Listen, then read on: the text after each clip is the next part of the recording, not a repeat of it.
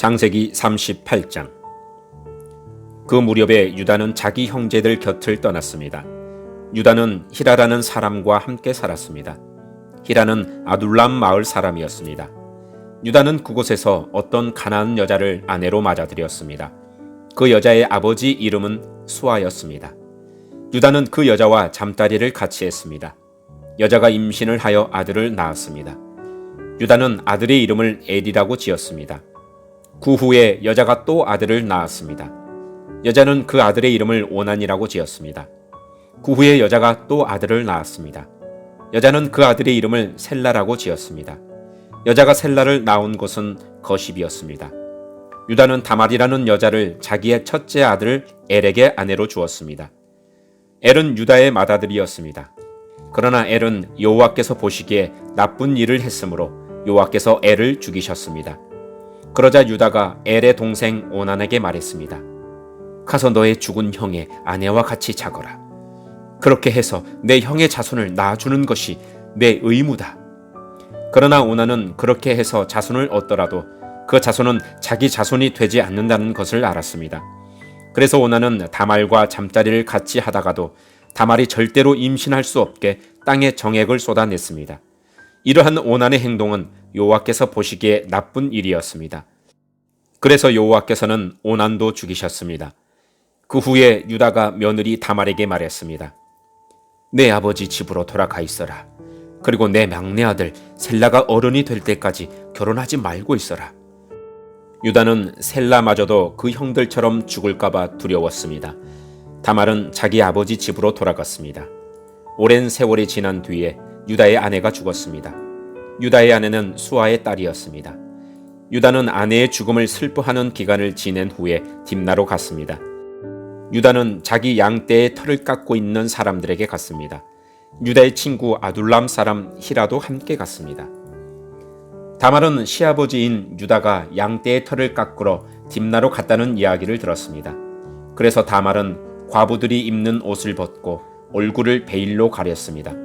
다말은 에나임 문에 앉았습니다. 에나임 문은 딥나로 가는 길에 있었습니다. 다말이 이런 일을 한 까닭은 유다의 막내 아들인 셀라가 다 커서 어른이 되었는데도 유다가 그 아들을 자기와 결혼시키려 하지 않았기 때문입니다. 유다는 다말을 보고 그녀를 창녀라고 생각했습니다. 다말이 자기 얼굴을 베일로 가리고 있었기 때문입니다. 그래서 유다는 여자에게 가서 말했습니다. 우리 같이 자자. 유다는 그 여자가 자기 며느리 다말이라는 것을 몰랐습니다. 여자가 물었습니다. 제가 같이 자드리면 그 값으로 무엇을 주실 건가요? 유다가 대답했습니다. 내 가축대 중에서 새끼 염소 한 마리를 보내주겠다. 여자가 대답했습니다. 그러시다면 염소 새끼를 보내주겠다는 약속의 물건을 먼저 맡겨주시지요. 유다가 물었습니다. 어떤 것을 맡기면 좋겠느냐?